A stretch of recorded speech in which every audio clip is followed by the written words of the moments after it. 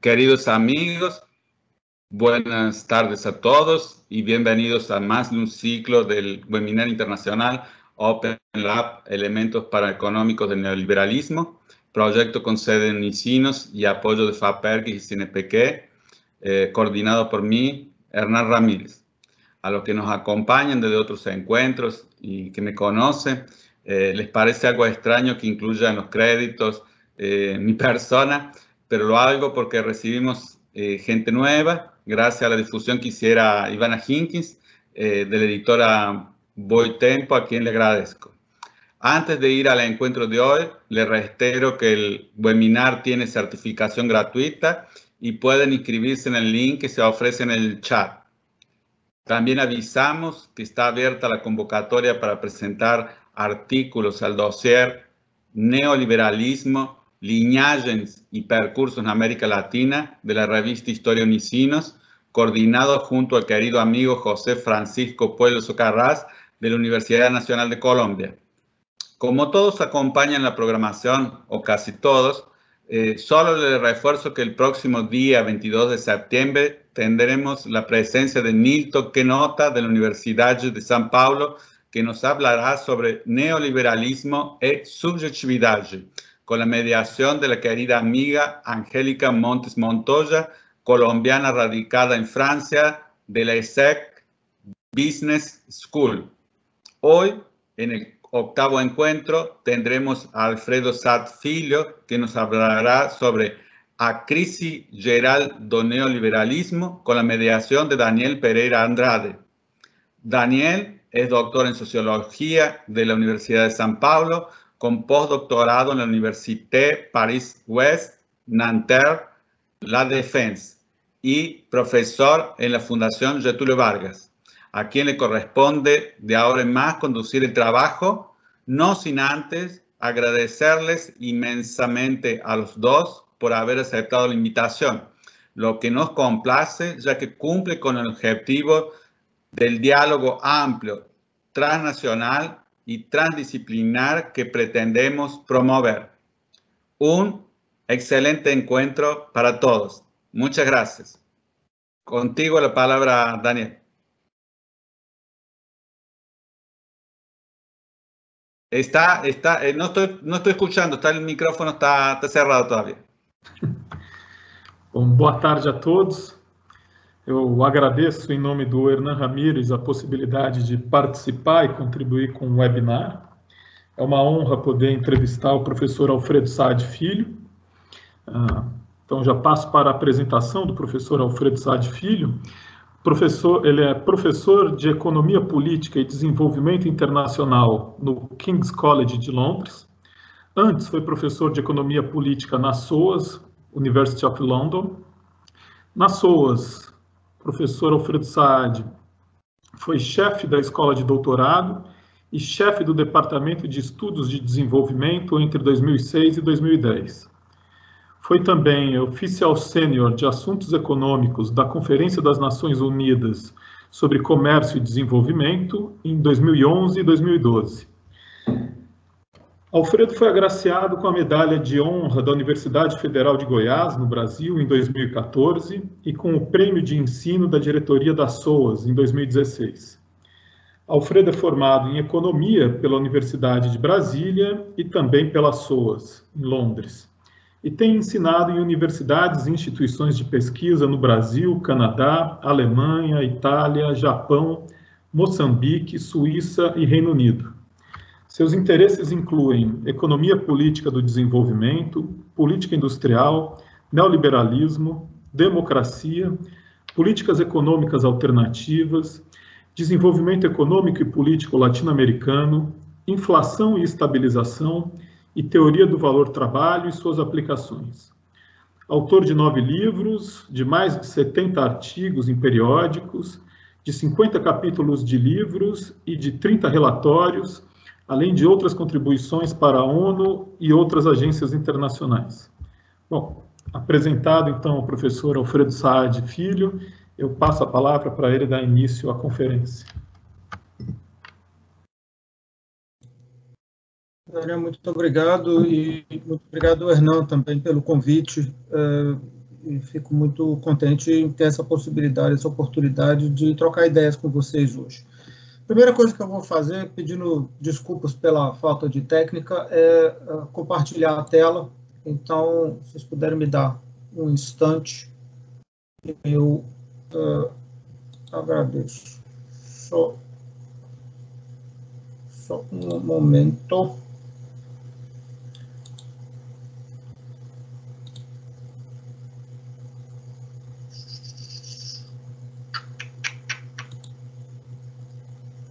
Ok, está dando para ver a tela com o título?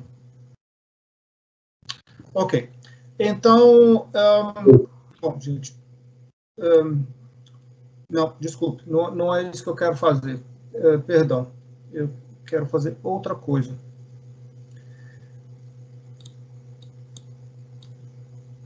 Ok, não, tudo bem, tá a tela com o título, né? Está a tela com o título? Ok. Então, o que eu vou fazer agora é tratar das três crises mais visíveis e as três crises que se sobrepõem no neoliberalismo hoje em dia. A crise econômica, que começou em 2007, a crise política, que se seguiu à crise econômica, e, mais recentemente, a crise de saúde, com a pandemia do Covid-19. O que eu quero, então, fazer é entender essas três crises e entender as relações entre elas, as perspectivas e a possibilidade de intervenção política por parte da esquerda. Mas, para se poder fazer isso, eu preciso partir do neoliberalismo enquanto sistema de acumulação, enquanto fase do capitalismo. E é nisso que eu vou passar a maior parte dessa sessão.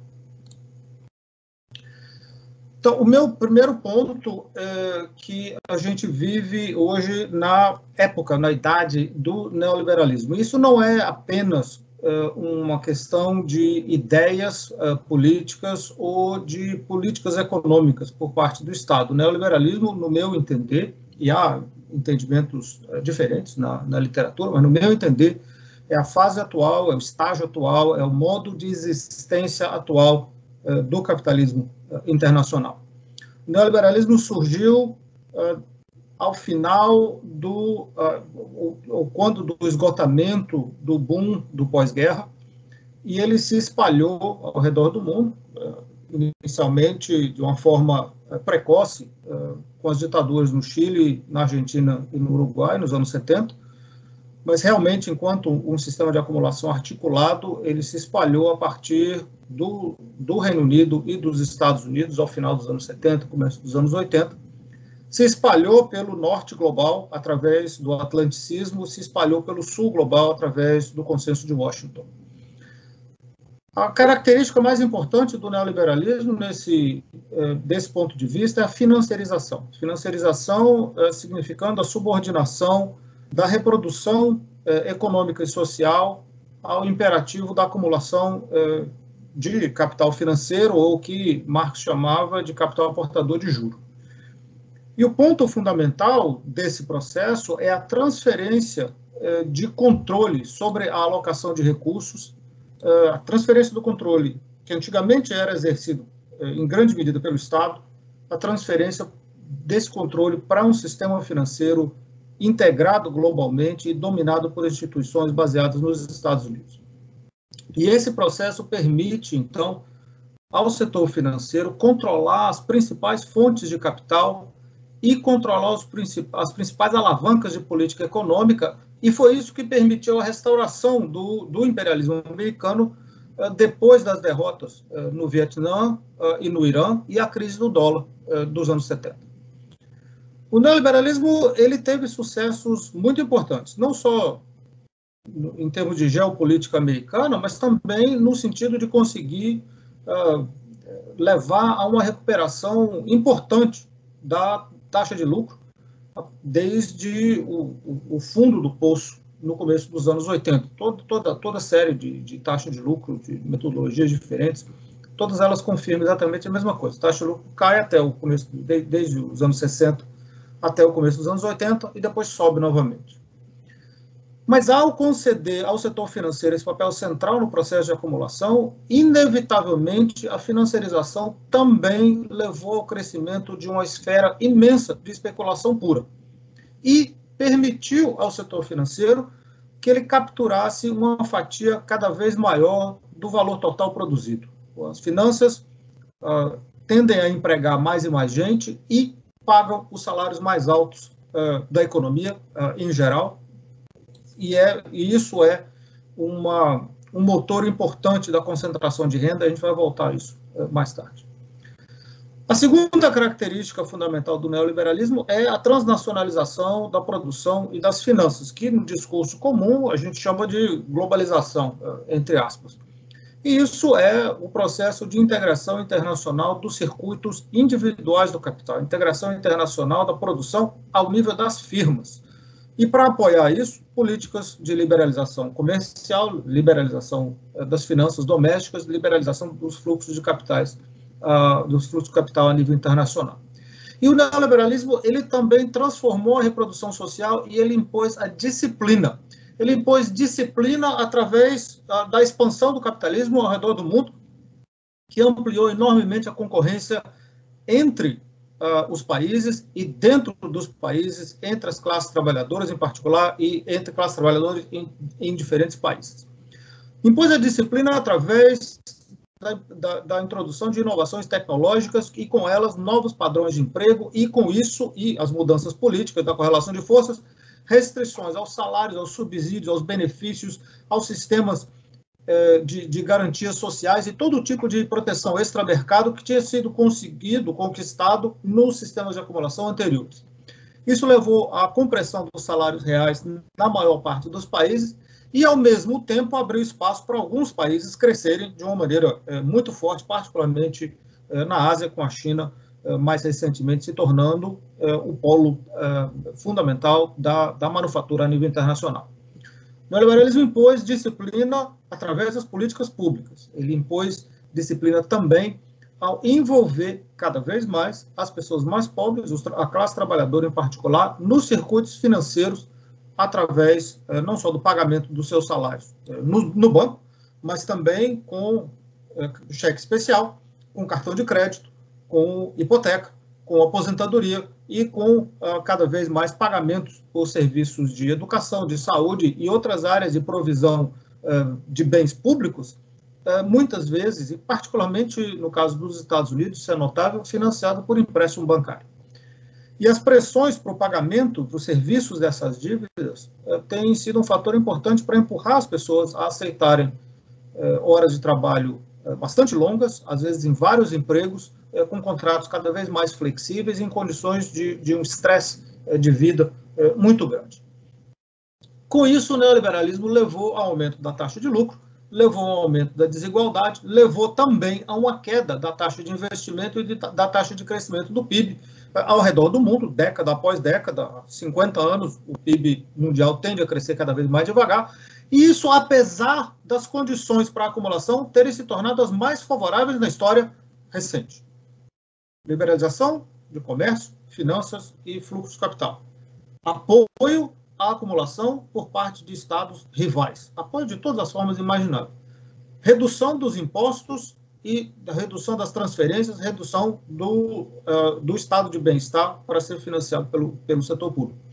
A redução das fontes de resistência tradicionais, movimentos nacionalistas, movimentos de esquerda, governos nacionalistas e de esquerda, particularmente no sul global, enfraquecimento dos sindicatos, a decadência dos movimentos camponeses, a desintegração dos partidos de esquerda, etc. E a hegemonia praticamente absoluta do neoliberalismo a nível internacional. Você dá ao neoliberalismo todas essas condições, tudo que o neoliberalismo queria, há 30 anos atrás, ele conseguiu. Qual é o resultado? A redução do ritmo da acumulação e do crescimento.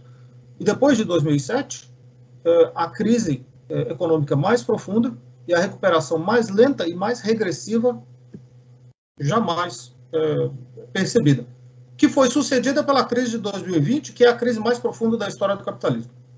Isso é o que eu chamo do paradoxo econômico do neoliberalismo.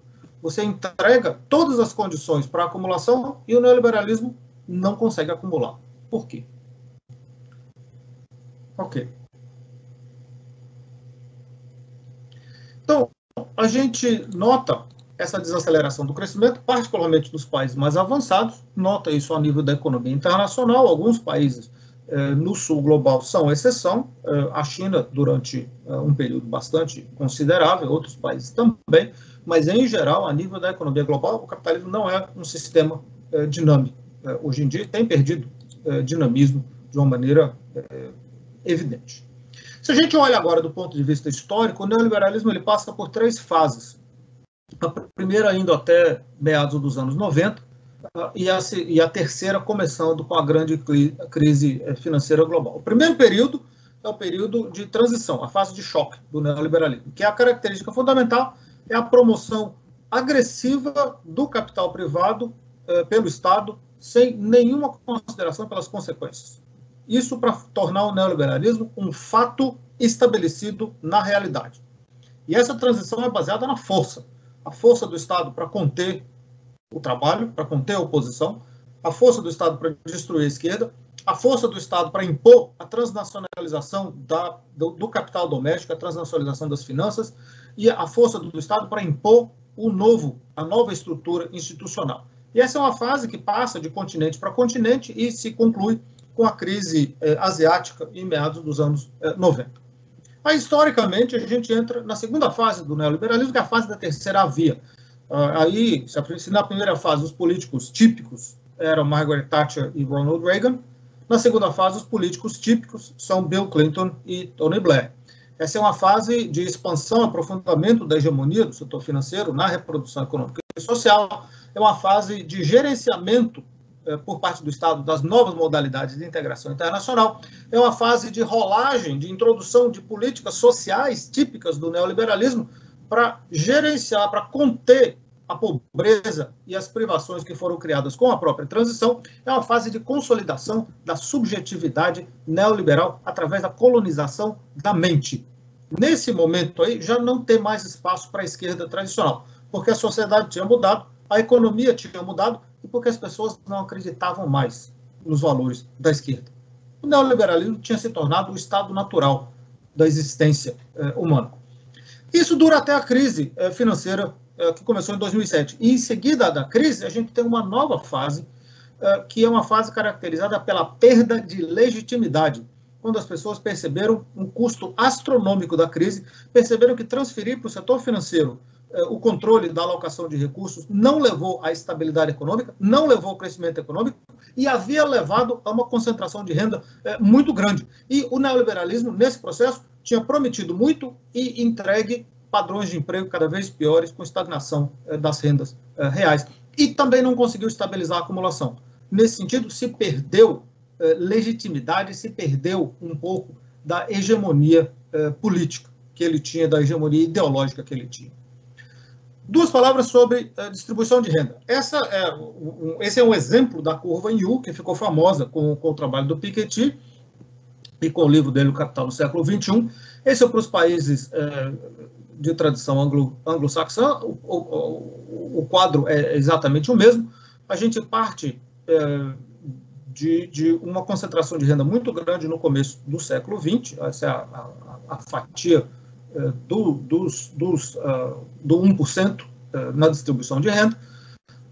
Essa distribuição de renda se torna mais igualitária no período pós-Segunda Guerra Mundial e se reverte no começo dos anos 80 com o neoliberalismo. A gente volta, então, nos dias atuais, para uma concentração de renda nos níveis comparáveis aos anos 10 ou 20 do século passado.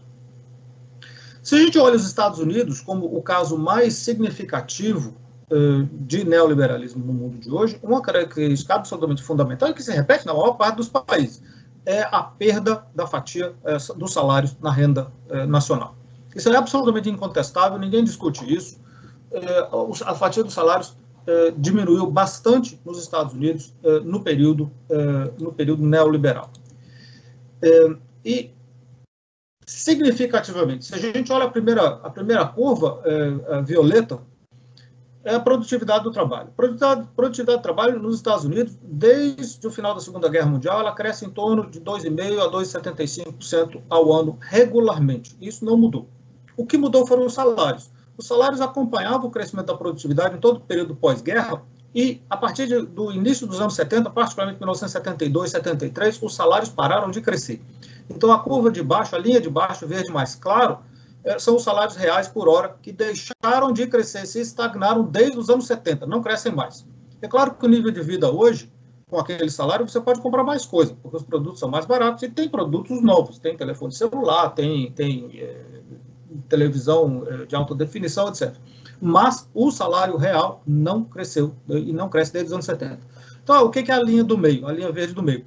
É a renda média das famílias. Por que a renda média das famílias cresce e o salário não cresce? A resposta é porque as pessoas estão trabalhando mais horas. Isso são as donas de casa que vão para o mercado de trabalho, são os estudantes que entram no mercado de trabalho, são as pessoas aposentadas que voltam a trabalhar, porque o salário não cresce e o padrão de consumo desejado cresce. O neoliberalismo é uma ideologia de consumo também. A satisfação das pessoas, a sua realização através do consumo. Então, as pessoas trabalham mais para conseguir consumir, também para conseguir pagar a dívida, né? Qual é o significado do hiato entre a curva violeta da produtividade e a curva dos salários? Isso é renda produzida que não é apropriada pelos salários. Se não é apropriada pelo salário, quem apropria? Só pode ser o capital. Não, o neoliberalismo, então, como uma fase de concentração de renda, concentração drástica da renda, no caso dos Estados Unidos e em outros países também. A gente pode desagregar os salários. E se a gente desagrega os salários por percentil, o que a gente nota? A gente nota que o pessoal de salário mais baixo, até o percentil 20, que é a linha vermelha de baixo de tudo, esse salário não cresceu absolutamente nada, desde 1973. E conforme você vai subindo nas rendas, você percebe que os salários começam a ganhar. E o pessoal que está lá em cima, os 5% mais bem pagos, o salário cresceu substancialmente. Cresceu quanto? Cresceu 1/3, cresceu metade.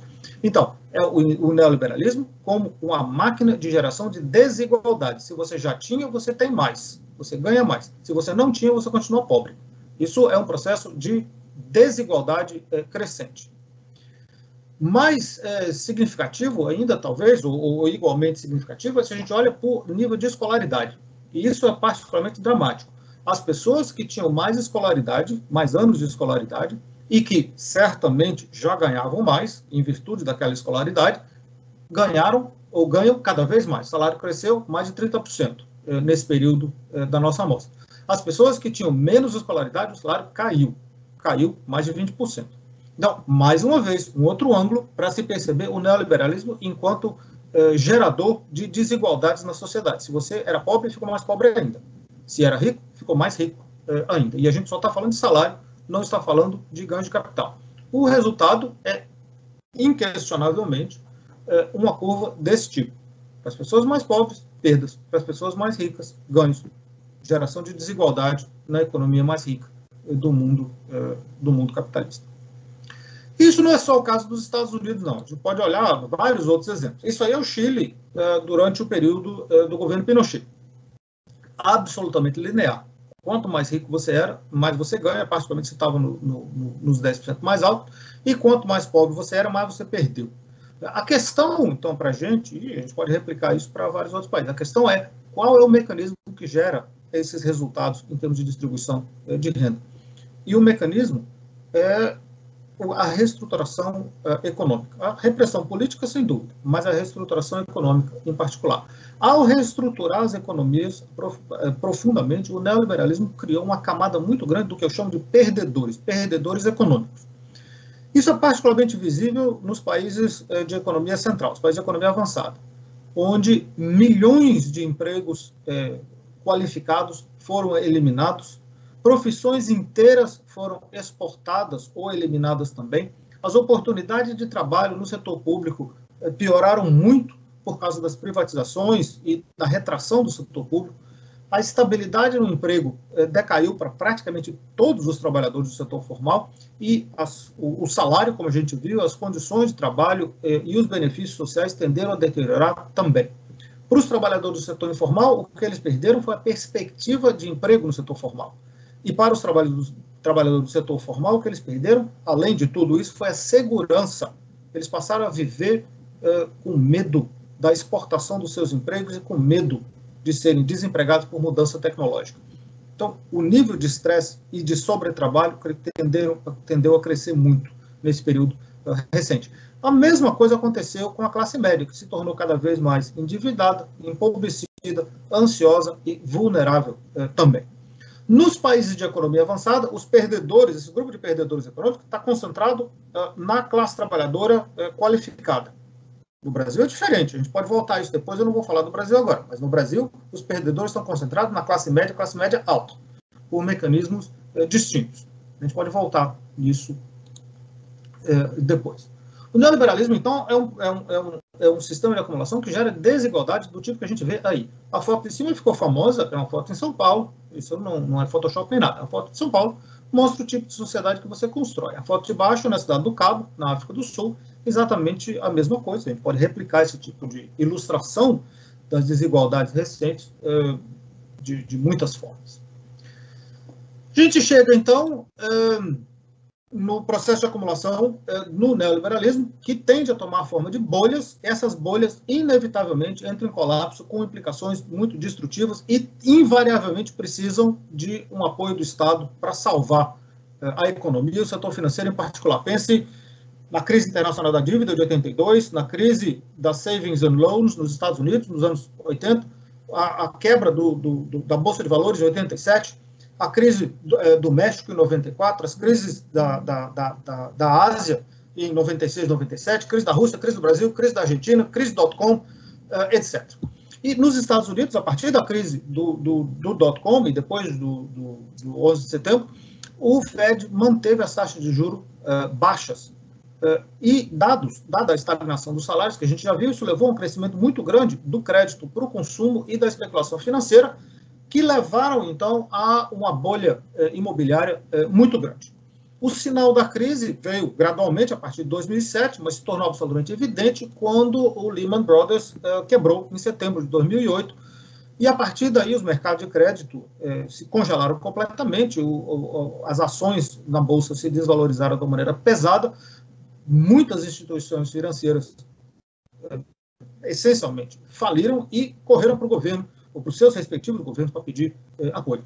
E a forma como os governos apoiaram, ou procuraram tratar da crise, demonstrou claramente a hegemonia financeira sobre o processo de formulação de política econômica. Em essência, o que aconteceu foi que os bancos centrais cortaram a taxa de juros para zero e criaram quantidades praticamente infinitas de dinheiro para comprar ativos financeiros que os bancos tinham na carteira e que não valiam nada. Então, essencialmente, os governos deram dinheiro público para o setor financeiro como forma de salvar as finanças, dizendo que se não fizesse isso, a crise seria pior ainda. E isso foi feito sem reestruturação do setor financeiro, sem nenhuma condição. E isso ajudou a preservar o neoliberalismo. Mas, imediatamente depois disso, os ideólogos do neoliberalismo, que tinham temporariamente, todos eles se tornado keynesianos, voltaram a ser neoliberais. Então, disseram que o setor financeiro, o setor estatal estava com uma crise financeira terrível, claro, tinha salvado os bancos, estava com uma crise financeira terrível e que a única forma de restaurar a estabilidade financeira do Estado era através de cortes e um período de austeridade fiscal pesada. E isso foi feito com mais crescimento ainda do controle financeiro sobre a alocação de recursos. Então, foi um golpe neoliberal às custas das pessoas de renda mais baixa. A recuperação econômica, a estabilização e, em seguida, a recuperação econômica existiu, mas elas foram baseadas em endividamento. O endividamento entre 2007 e 2015, o endividamento adicional das corporações financeiras foi de 12 trilhões de dólares, o endividamento do setor público adicional foi de 25 trilhões de dólares, o endividamento das famílias foi de adicional 7 trilhões de dólares. Então, uma recuperação baseada em dívida, em mais financiarização e mais neoliberalismo. Ora, vamos olhar agora, a gente olhou bastante a economia, vamos olhar agora a questão da política. Existiu, historicamente, uma variedade muito grande de caminhos de transição ao neoliberalismo. Caminhos que foram autoritários, como no caso do Pinochet e Videla, caminhos autoritários numa democracia, como foi o caso de Thatcher e Reagan, ou caminhos de transição ao neoliberalismo que acompanharam transições para a democracia. Brasil, África do Sul, Coreia do Sul, Europa Oriental. Qualquer que seja o caminho de transição, tipicamente nos anos 90 se consolidou uma forma política democrática em associação com o neoliberalismo. Essas eram democracias neoliberais. Democracias neoliberais que eram altamente circunscritas. Pense a democracia brasileira como um exemplo, mas são muitas outras. Democracias que incluem um aparato institucional que é desenhado, projetado para trancar o neoliberalismo e para isolar a formulação e implementação de política econômica de qualquer possibilidade de interferência da maioria da população. E, ao fazer isso, ao se instalar bancos centrais supostamente independentes, privatização com agências reguladoras, tesouro com regras de financiamento do Estado muito restritas, ministérios das finanças dominados completamente por economistas neoliberais, etc., etc., etc., isso retirou do Estado neoliberal a capacidade de formulação e implementação de políticas econômicas diferentes. E, com isso, se reduziu dramaticamente o espaço de política, mesmo em estados nominalmente neoliberais. Com isso, não havia mais espaço para oposição. Então, não havia alternativa, portanto, não havia escolha, portanto, não havia necessidade de se debater a economia. Não, quando você faz isso e retira a economia do debate político legítimo, porque o neoliberalismo é o único tipo de política econômica possível, é o único possível, e é também o ótimo, era assim que era apresentado. Então, o que é que ocupa o espaço político? O que ocupa o espaço político é cultura, o que ocupa o espaço político é religião, o que ocupa o espaço político é nacionalismo, e o que ocupa o espaço político é o racismo. Eles vão entrar nesse espaço de debate para propor, então, as alternativas que não podem ser propostas no campo da economia. E esse processo compôs a alienação dos perdedores econômicos. Eles já estavam insatisfeitos. Com a destruição da esquerda, eles passaram a ser ignorados sistematicamente, levando ao acúmulo de frustração e raiva. E eles foram polarizados cada vez mais por um discurso que vinha da grande imprensa, de que os problemas que eles sofriam, os problemas do neoliberalismo, eram, na verdade, causados por pessoas más, por indivíduos disfuncionais ou por grupos disfuncionais. Isso é um discurso baseado no senso comum entre aspas, enquanto corrente filosófica. E o senso comum também, como o mesmo senso que diz para a gente que a Terra é plana. Não há disputa possível, é evidente, eu percebo que a Terra é plana e, portanto, a Terra só pode ser plana. Então ficou óbvio que os imigrantes são todos ladrões e que os imigrantes tomam as casas dos cidadãos e ocupam as camas nos hospitais e ocupam os lugares nas escolas e eles roubam a sua carteira quando você sai na rua. É evidente que as mulheres e que os gays, que as minorias étnicas, eles estão tomando os nossos direitos, porque existe, supostamente, uma quantidade fixa de direitos e se o Estado dá direitos a novos grupos sociais e eu perdi, então eles tiraram o direito de mim, e se eu perdi o meu emprego e eu não posso nem mais fazer uma piada racista ou uma piada sexista, então fica óbvio que tem alguma coisa errada nessa sociedade, e fica óbvio que os políticos não fazem nada, também não podem fazer, né? Mas os políticos não fazem nada, e porque eles aceitaram as instituições do neoliberalismo, então evidentemente os políticos são inúteis, e eles estão também corruptos, então não precisa da gente votar, porque não adianta mesmo, mas se a gente vai votar, nós vamos votar pelo palhaço.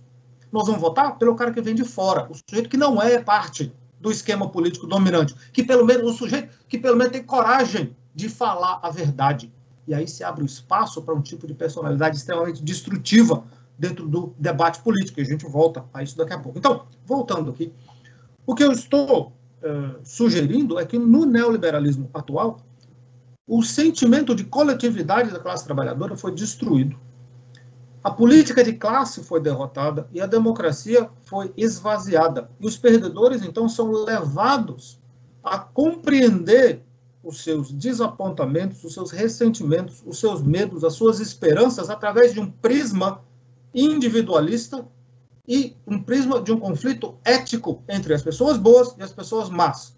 E através da lente do privilégio indevido que o Estado dá para os pobres que não merecem, para as minorias, para os estrangeiros e para os países estrangeiros. Então, o paradoxo político, o que eu chamo de paradoxo político do neoliberalismo, é que a institucionalização da democracia neoliberal solapou os fundamentos da própria democracia. As estruturas de representação deixaram de responder aos desejos, às necessidades, às propostas do grande público.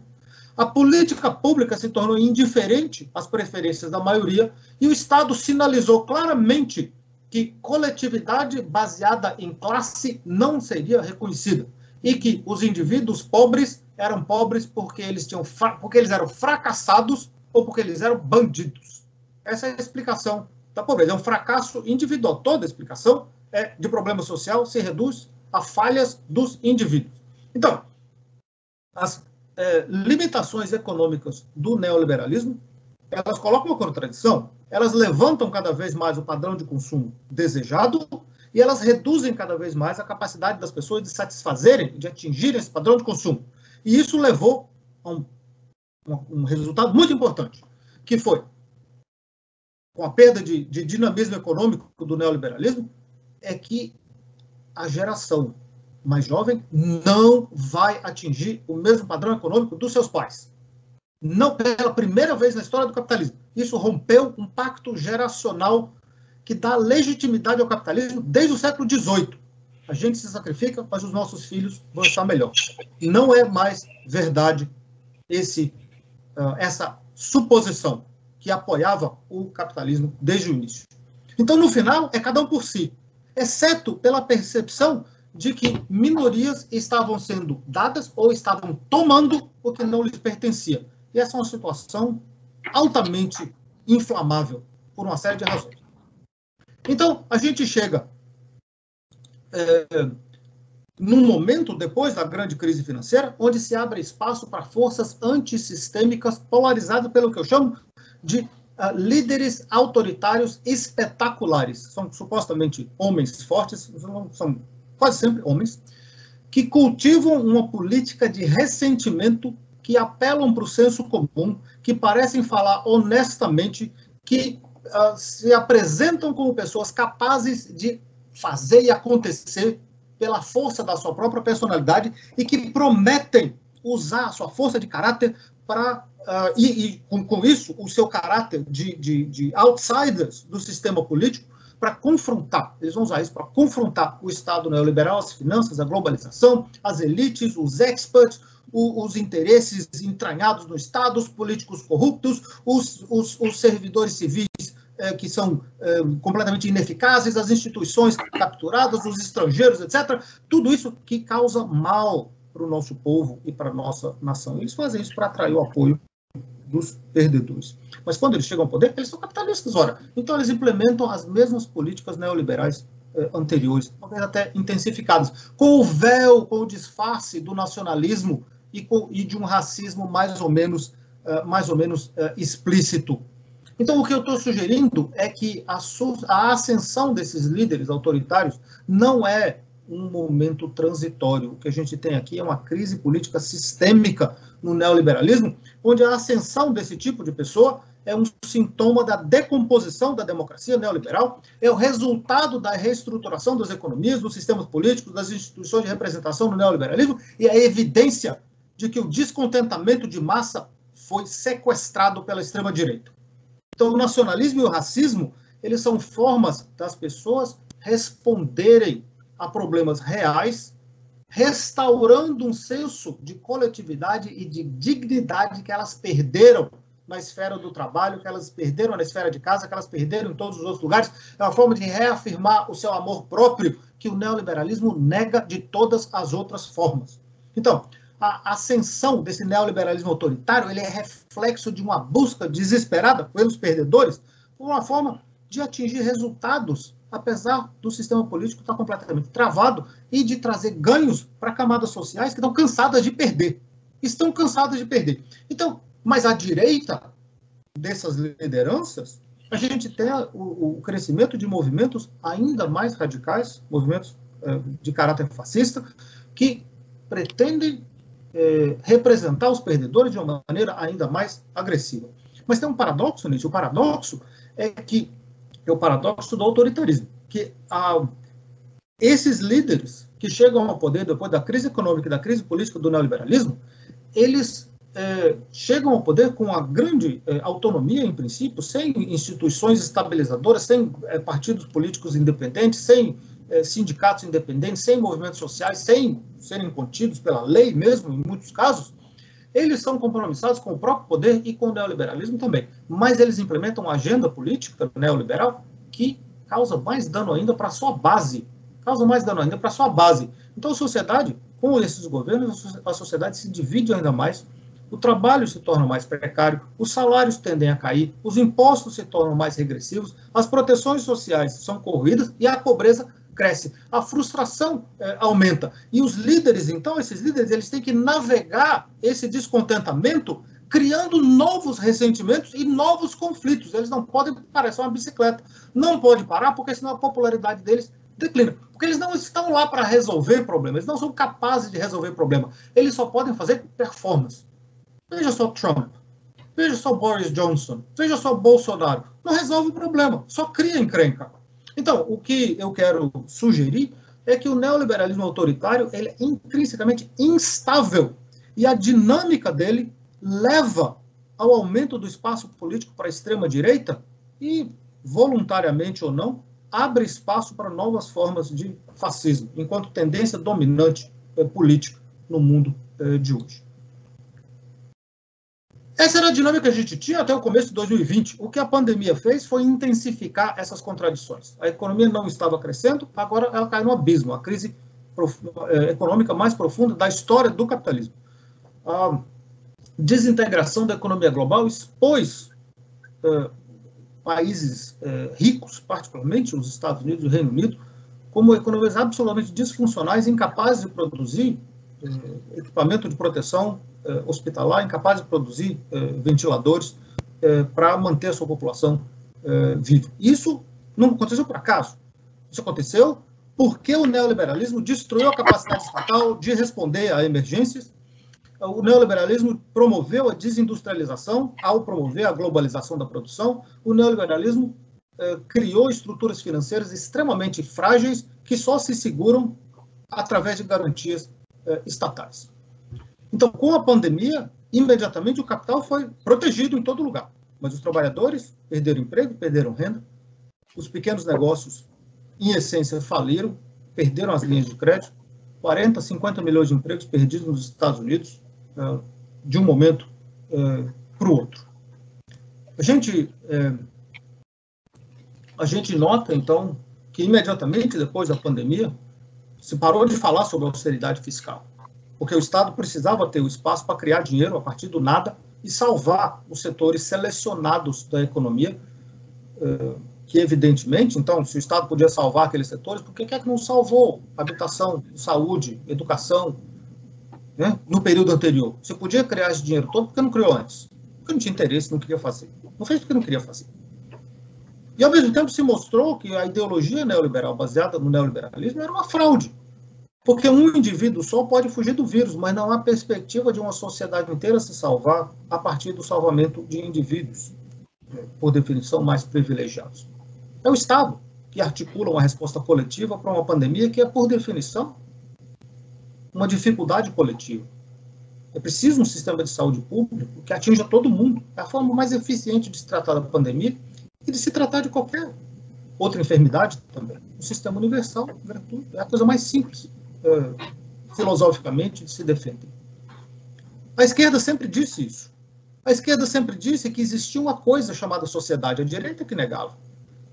E a desumanidade do neoliberalismo, em particular nos Estados Unidos, Reino Unido e Brasil, países que hesitaram, dificultaram, implementaram políticas de saúde durante o período da pandemia da forma mais incompetente possível, deliberadamente, e perseguindo um objetivo inexistente, que era a imunidade de rebanho, de modo a não prejudicar a lucratividade, dizendo que queria manter a economia funcionando. Esses países terminaram o pior dos mundos, com a mais alta taxa de mortalidade e com a maior contração econômica também.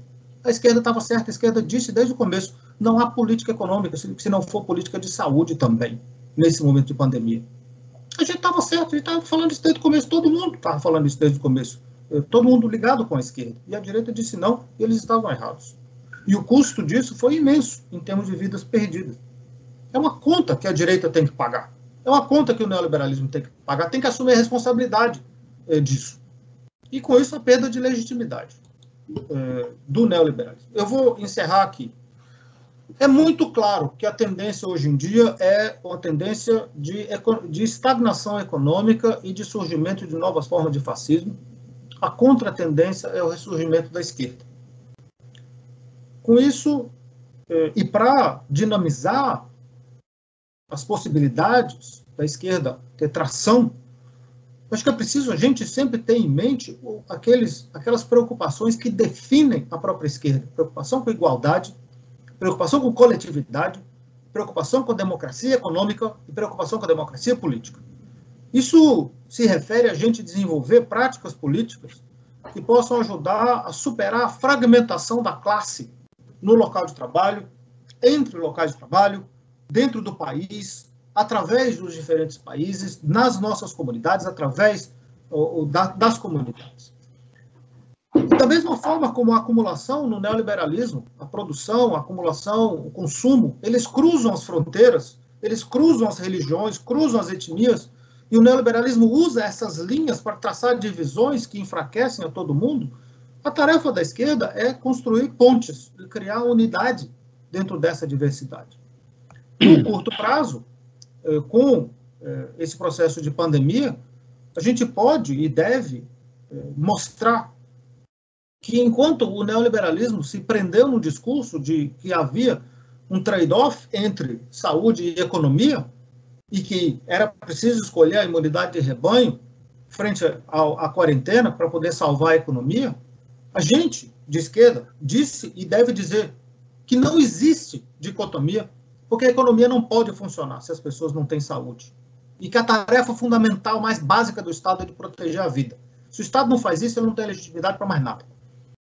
O que os governos neoliberais queriam com aquele debate sobre imunidade de rebanho era deliberado, era confundir o debate, era evitar ter a responsabilidade de proteger a vida, porque a preferência do Estado neoliberal sempre foi pelo lucro, ao invés das pessoas. Mas a gente não precisa se surpreender com isso, porque lucro à custa da vida das pessoas é o que o capitalismo sempre foi.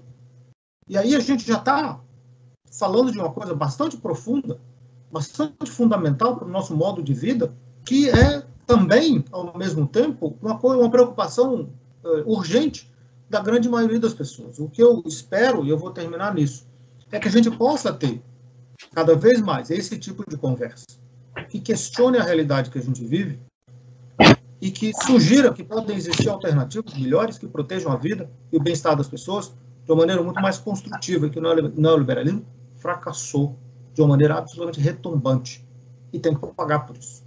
Obrigado, gente.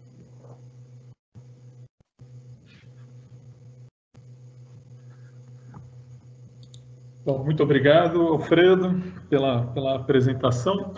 Eu vou iniciar, então, pontuar algumas questões e, na sequência...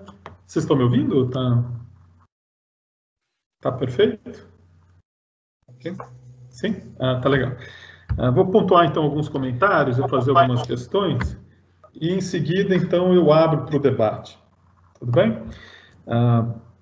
Bom, então, eu acho que você, Alfredo, pontuou muito bem como que há uma série de paradoxos no neoliberalismo, tanto do ponto de vista econômico, quanto do ponto de vista da democracia, digamos assim, da democracia liberal, ou da crise de representatividade da democracia liberal, em função do próprio esvaziamento da democracia pelo neoliberalismo, né? Um primeiro ponto que eu gostaria de trazer, e eu acho que está muito alinhado com essas questões que você já muito bem colocou, mas são autores como o Pierre Dardot e Christian Laval, ou então o Jamie Peck, o Neil Brenner e o Nick Theodore, que demonstram como que o neoliberalismo ele promove uma espécie de governo pela crise, né? Ou seja, que dentro da governamentalidade neoliberal, do modelo do governo da sociedade, pela lógica da concorrência de mercado, como que isso cria uma afinidade, de certa maneira, com as crises, que permite utilizar as crises no reforço do modelo de poder que já existe no neoliberalismo.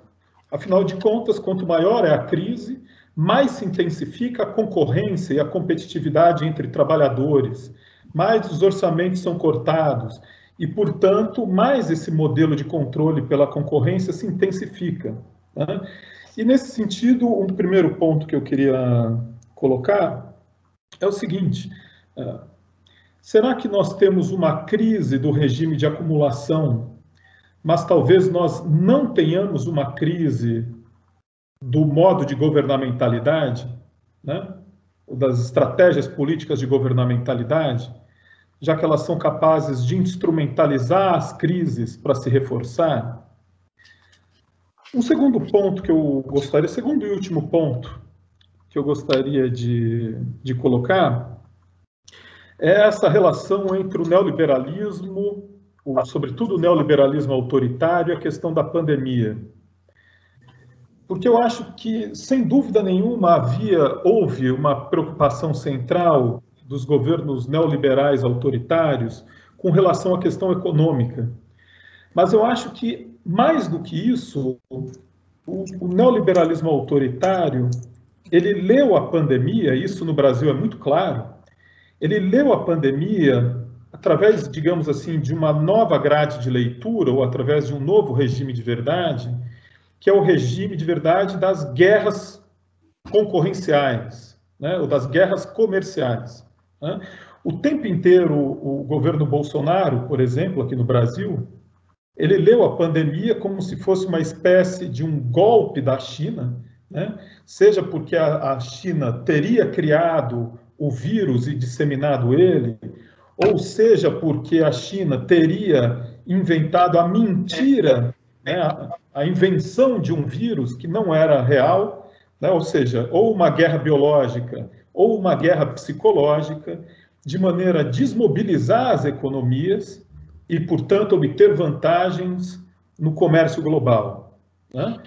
Portanto, é uma leitura que o tempo inteiro está pensando a pandemia como uma estratégia de guerra comercial, o que junta as duas dimensões do neoliberalismo autoritário, né? Ou seja, de um lado, uma lógica concorrencial de mercado, e de outro, uma lógica militar, autoritária, paranoica, que vê a guerra por todo lado, né? E na junção entre as duas coisas, a ideia de uma guerra comercial, né? Ou de uma guerra concorrencial. Bom, então, queria te ouvir um pouco sobre isso, como que se o neoliberalismo autoritário, se ele constrói um novo regime de verdade, né? E como ele lê, então, portanto, a pandemia a partir dessa lógica, que é a lógica da guerra comercial. Passo a palavra. Como a gente faz, Hernan, para dar sequência? Sim, o seguinte, tua inicialmente e depois tem levantar a mão e pelo chat, tá? Então, eu já escrevi aqui no chat algumas pessoas que pediram precisamente falar, tá? Podem levantar a mão, tá na barra de ferramentas e também pelo chat. Tá, perfeito. A gente passa já... Sim, inclusive eu já me vou inscrever, mas pode me deixar para mais à frente, tá? Aqui está. A gente já coloca as questões ou o Alfredo faz algumas considerações iniciais? Se ele quiser fazer as tuas inicialmente, depois vamos na sequência fazendo, tá? Perfeito. Então, por favor, Alfredo. Ok. Obrigado, Daniel. Você fez alguns comentários extremamente importantes, algumas coisas que eu já tinha pensado e outras coisas que eu não tinha pensado. Isso é muito, muito bom. A crise do regime de acumulação, sim, a gente certamente concorda, existe uma crise econômica persistente, existe uma perda de dinamismo econômico que é de há muito tempo atrás e que tem se tornado cada vez mais grave. Depois da crise de 2007, os próprios economistas neoclássicos já já usavam o termo a grande estagnação, que se seguiu à crise econômica, a incapacidade do neoliberalismo de dinamizar a economia cada vez maior, uma capacidade cada vez maior. E depois disso vem esse golpe da pandemia. Inicialmente, o discurso era de que haveria uma recuperação em V, a economia ia tombar por causa da pandemia e das quarentenas, mas ia se recuperar rapidamente, ia recuperar todo o terreno perdido. E logo se percebeu que isso não ia acontecer, e de fato não vai acontecer, e vai levar anos para que as economias se recuperem, pelo menos no Ocidente. Na maior parte do Oriente, a situação é completamente diferente. Os países que enfrentaram melhor a pandemia vão perder menos produto, vão se recuperar mais rápido. Isso aí, não há dúvida com respeito a isso, demonstrando mais uma vez o fracasso do neoliberalismo enquanto política de saúde e enquanto política econômica também. Aí você levantou a questão do regime de governabilidade, se ele está em crise ou não. E eu acho que isso é uma questão fundamental e tem dois ângulos, pelo menos, que a gente poderia usar para apreciar isso. Por um lado, a falta de alternativas é gritante. A nível das sociedades como um todo, o monopólio da grande imprensa, o enquadramento dos judiciários e do poder legislativo ao redor do mundo, a falta de referenciais alternativos que sirvam de inspiração para movimentos sociais, dizerem, olha, mas tem aquele país ali que a gente podia fazer igual a eles. Isso não se tem hoje em dia da mesma forma como se tinha há algumas décadas atrás. Entretanto, eu tenho alguma esperança dessa situação estar mudando. E o movimento do Black Lives Matter nos Estados Unidos mostra uma capacidade muito grande de indignação por parte da juventude e uma capacidade de não aceitar o discurso dominante mais. Já aceitou o suficiente, já percebeu que aquilo não é verdade, que o tipo de discurso de governo, de hegemonia neoliberal, não levam a construção de uma sociedade integrada e que é preciso se revoltar contra isso. Isso é um passo à frente maravilhoso. E a percepção generalizada, corrosiva, de que o neoliberalismo não constrói a sociedade que a gente gostaria de ter, que a boa sociedade não é essa. E por trás disso tudo, ainda a percepção cada vez maior, que tem levado anos para crescer, mas está se tornando cada vez mais viva, a percepção de que existe uma crise de mudança climática que é imensa e que os governos neoliberais são incapazes de reconhecer, de confrontar esse desafio para a existência humana. Então, acho que isso coloca esse desafio para a governabilidade neoliberal, que, no meu entender, vai crescer bastante nos anos que vão se seguir agora. O problema que a esquerda tem nesse momento é a urgência desses desafios. É o custo da continuidade da hegemonia neoliberal e a responsabilidade que a gente tem de fazer o máximo possível, o mais rápido possível, para que haja tempo de minimizar o dano e de se criar condições de recuperação econômica e de construção de algum tipo de estabilidade social. A construção do regime de verdade, você falou, acho que está relacionado com isso. Um dos impactos destrutivos do neoliberalismo, veja só, o neoliberalismo construiu instituições, um sistema institucional que trancou o próprio neoliberalismo e que não respondia às necessidades das pessoas. Com isso, criou uma disjuntura entre o discurso, a sociedade que a gente tem é absolutamente perfeita, não há o que melhorar, nós estamos com o melhor tipo de política imaginável. E a experiência das pessoas, que a situação estava piorando. E o Estado que não respondia a essas preocupações das pessoas. Uma grande imprensa que não canalizava essas preocupações, que não dava legitimidade a elas. E a exacerbação do individualismo enquanto um dos fundamentos ideológicos do neoliberalismo. Qual foi a consequência disso? A consequência foi a individualização da verdade.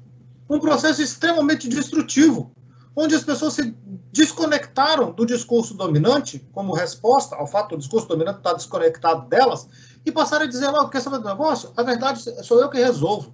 Então, é o negócio seguinte, vamos aplicar isso agora. Eu acho que a Terra é plana, isso é problema meu. Eu sei a verdade. Eu não quero usar máscara, então eu não vou usar máscara. E o vírus não existe, então o vírus não existe. Se eu resolvi que o vírus não existe, ele não existe. Se eu resolvi que a China deliberadamente criou o vírus e espalhou pelo mundo, então pronto, essa é a verdade e acabou. Então, que eu digo que existe uma grande conspiração do Estado para controlar as pessoas através disso e daquilo, usando a pandemia como desculpa, sempre tem alguma coisa real, um substrato real nesse tipo de atitude. Mas a individualização da verdade ela é profundamente destrutiva. Ela leva à desconfiança, não só da grande imprensa, do discurso dominante, mas da ciência também, e de verdades que a gente achava que já estavam estabelecidas e que eram triunfos do engenho humano, que permitem telecomunicação, que permite a existência da internet, que permite a gente pegar um avião e voar para o outro lado do mundo, que permite a gente estar tendo essa sessão aqui baseado em países diferentes. Então, a individualização da verdade, ela é um resultado da crise do neoliberalismo, e da crise do neoliberalismo, e ela é profundamente destrutiva. Profundamente destrutiva. Então, é um regime de verdade? Sim, mas é um regime de verdade profundamente instável, e que não pode se sustentar sem a gente degenerar para a barbárie completa. Então, eu acho que é uma preocupação extremamente importante que você tem. Isso aí dá uma discussão fabulosa, mas a minha preocupação é exatamente isso, essa contradição fundamental da individualização da verdade e a construção de um discurso por parte dessa liderança autoritária que é absolutamente desconectado de qualquer âncora real. Isso é muito claro no discurso Bolsonaro, no discurso Trump em particular, mas também no discurso Boris Johnson. Mas, bom, a gente continua em seguida se houver interesse. Tem bastante mais para a gente falar sobre isso. Eu vou passar a palavra, então, para Rejane Roeveler. Oi. Se não estiverem me escutando, me avisem, por favor. Eita, tá dando um eco aqui. Tá perfeito, tá perfeito. Beleza, valeu. Primeiro de tudo, agradecer muito também, né, corroborar esse agradecimento do Hernan, da participação aqui hoje do professor Alfredo Saad. Eu acompanho o trabalho do professor Alfredo há muitos anos, estava aqui terminando de ler essa semana esse livro que saiu da Boitempo, agora recentemente, né, com o Lécio Moraes. Oi, você ia falar alguma coisa, Alfredo? Eu disse que eu acompanho o seu trabalho também. Ah, que legal. Bom, e muito legal mesmo. Parabenizar o Hernan também por conseguir reunir um grupo tão diverso e tão qualitativo, com não só interdisciplinar, internacional, mas também de distintas abordagens teórico-metodológicas sobre esse tema, né? Acho isso bastante enriquecedor. As minhas questões, nossa, seriam muitas mesmo, muitas curiosidades sobre sua opinião sobre alguns debates quentes, mas não vai fazer todas, então vou tentar ser sintética aqui. A minha primeira vai no sentido do que falou o Daniel, que eu achei bastante pertinente, né? A questão da crise do neoliberalismo, né?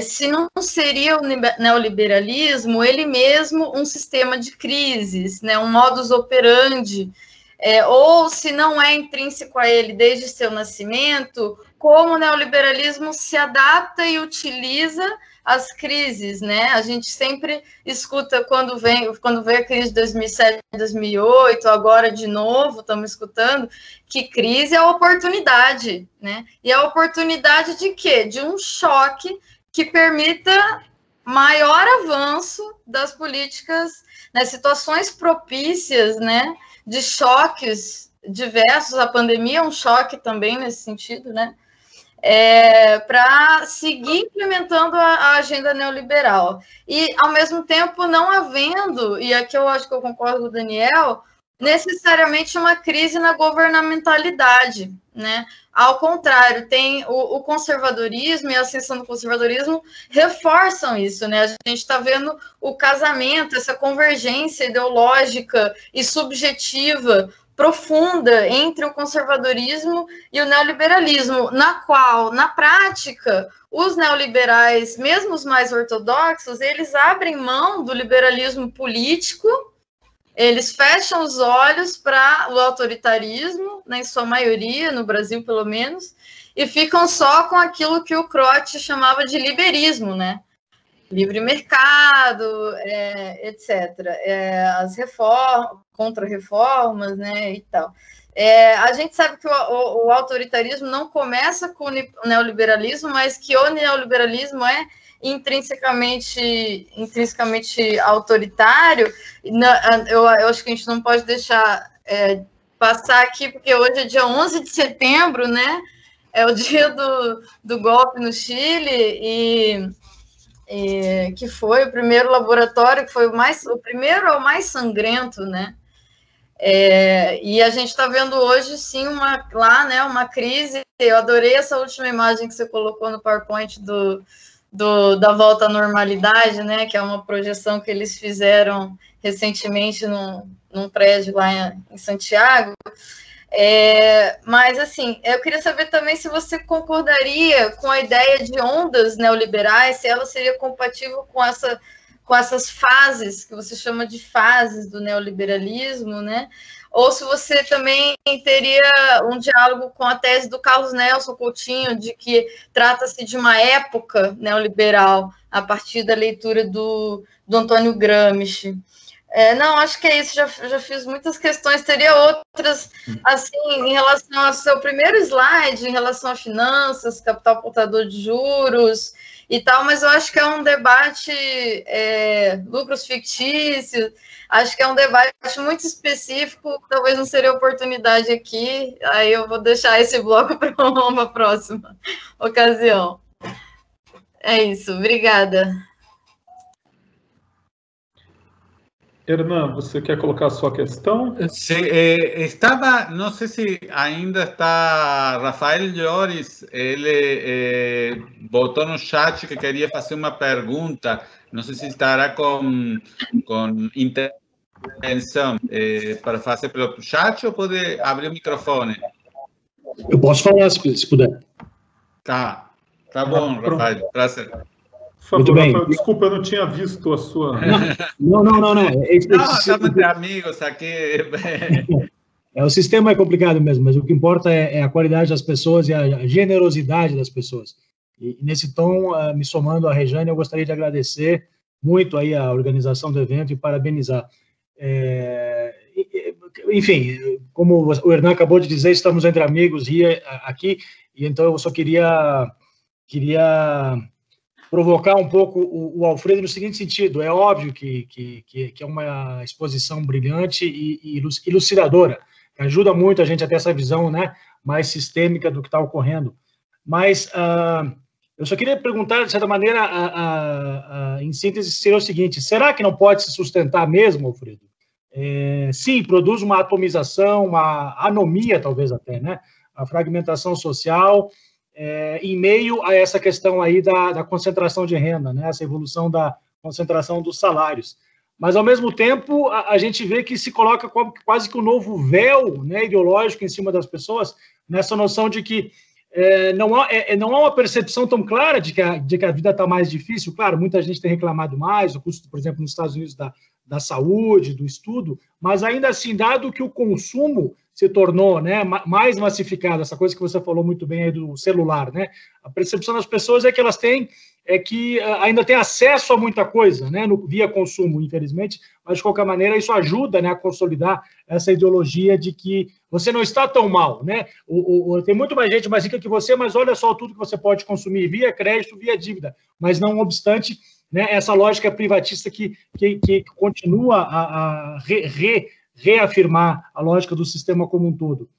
E como alternativa, né, como sabemos muito bem, você colocou isso de maneira brilhante, né, o senso de coletividade tem sido dado não pela esquerda, né, de uma maneira solidária, a noção de coletividade como um projeto comum, mas pela direita.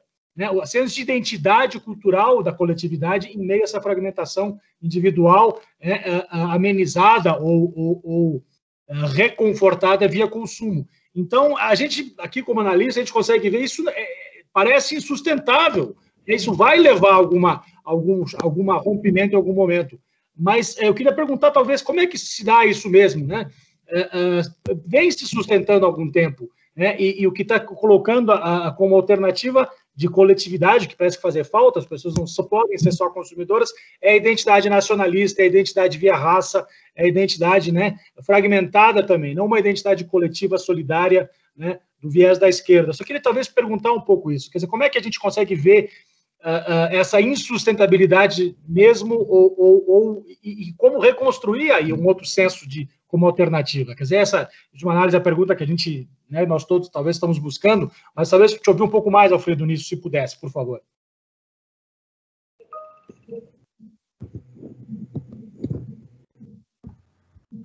Bom, fica ao seu critério, Hernan, se você quer fazer a sua questão ou se a gente passa para o Alfredo e depois repassamos para você. Eu acho que depois posso fazer também, porque vou pegar algumas coisas já que tanto Rejane como Rafael já falaram, não? A pessoa é historiadora, então vê tudo no longo prazo, não? Nessa questão de que os ciclos, ou as fases, ou etapas, como querem, eles são...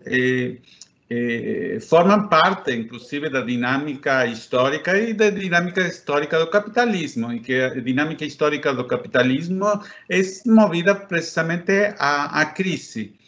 E eu tenho uma dúvida com respeito a essa questão de se realmente se acumula, e a Rejane colocou na questão do capital fictício, não é certo? Não? Porque nós que estamos vendo que, na realidade, a grande coisa que parece que sirve como acumulação sempre são essas bolhas que estão próximas a estourar. Se nós vemos na crise da pandemia, o que fez, inclusive já vinha antes, foi aprofundar uma bolha de um estouro imenso de queima de capital acumulado de forma meio estranha. Eu nunca vi um Bitcoin, então tampouco entendo muito bem como é esse negócio da blockchain. Aí o Daniel, que está na FGV, pode me explicar melhor, mas é uma geringonça que para mim é indescritível. Eu não acredito que isso valha, ou que as pessoas acreditam que valha ou dizem que valha, não? Então, me parece que essa questão de que temos a tese de Marx dos juros decrescentes, juros não, dos lucros decrescentes, me parece que válida. Tem aumentado, não sei se uma produtividade, o que tem aumentado sim muito, como tu marcou aqui, Alfredo, é uma extração desse excedente de forma brutal, não? Inclusive tu marcou essa questão lá de incorporação da mulher no mercado do trabalho, e eu cresci em uma família que meu pai sustentava 4 filhos e uma casa com um salário. Eu não conseguiria sustentar isso na atualidade, ninguém, não? Então, isso da criação da riqueza me parece que também é uma coisa que temos que começar a pensar em que sentido se dá. Mas o que é interessante do neoliberalismo, e aqui temos tido palestras excelentes, é o seguinte, que ele é muito resiliente. José Francisco Puello Rocarrás tem um trabalho muito interessante, que ele responde às suas sucessivas crises com um retorno a ele mesmo, e que ele ha conseguido, como tu bem marcou, anular uma antítese neoliberal que venha por correntes que não são neoliberais. Ele produz sua tese e sua própria antítese, não? Porque me parece que ele tem sido muito eficaz em se transfigurar, não? Tu marcou muito bem, e discordo um pouco com Rejane, o Chile não foi o primeiro experimento neoliberal, para mim foi o Brasil. E acho que nós temos que deconstruir essa ideia de que ele foi um governo neodesenvolvimentista, uma coisa militar, uma coisa meio estranha. porque aqui se aplicaram as primeiras políticas neoliberais. Se acabou com a antiguidade por tempo de serviços, criou a FGTS, se privatizaram muitas empresas, etc. Obviamente que não foi no nível do Chile, mas aqui foi uma experiência em outro estilo. Nós discutimos bastante neste webinar através do ordoliberalismo, mas nem foi. Mas ele consegue, e para fazer curta, não? Consegue se reconvertir. Ele pega o autoritarismo, ele mesmo faz sua crítica, aí se volta no autoritário e se implica com governos de centro-esquerda, de centro, como pode ser a concertação chilena, como pode ser a Aliança na Argentina, como pode ser Fernando Henrique no Brasil, Tony Blair na Inglaterra, e agora está com uma nova reconversão, se aliando com forças autoritárias novamente, porque ele não pode conter esse desencanto. Então, ele tem que fazer essa linkagem. Não me parece que vai por aí mesmo.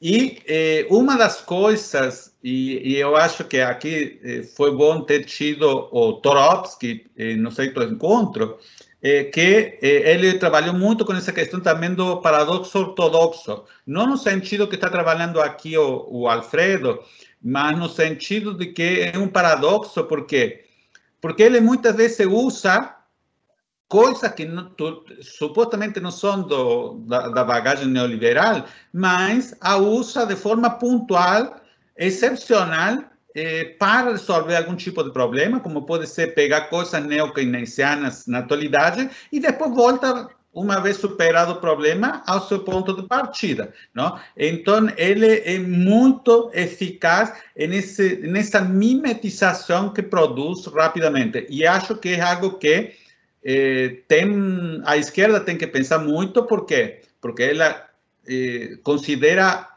o neoliberalismo como uma ideologia burra, como um pensamento único. Na realidade, ele é muito mais complexo e ele tem uma dinâmica de reconversão, inclusive mais bem sucedida que a própria esquerda, que até agora não se consegue reconvertir. Bom, já me entendi. Obrigado.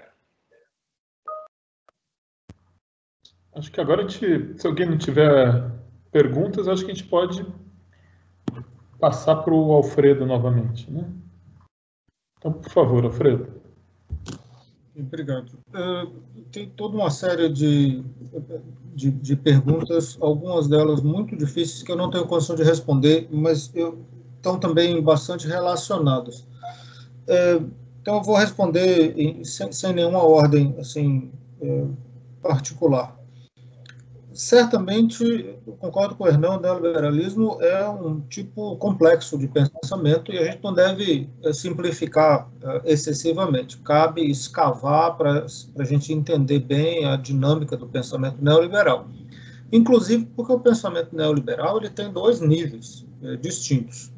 Tem o pensamento para a massa, que é essa coisa de liberalizar para o mercado e o Estado é ineficiente, etc. E tem o pensamento para dentro, para a elite. O liberalismo é um sistema de elite, inclusive elite econômica e elite intelectual.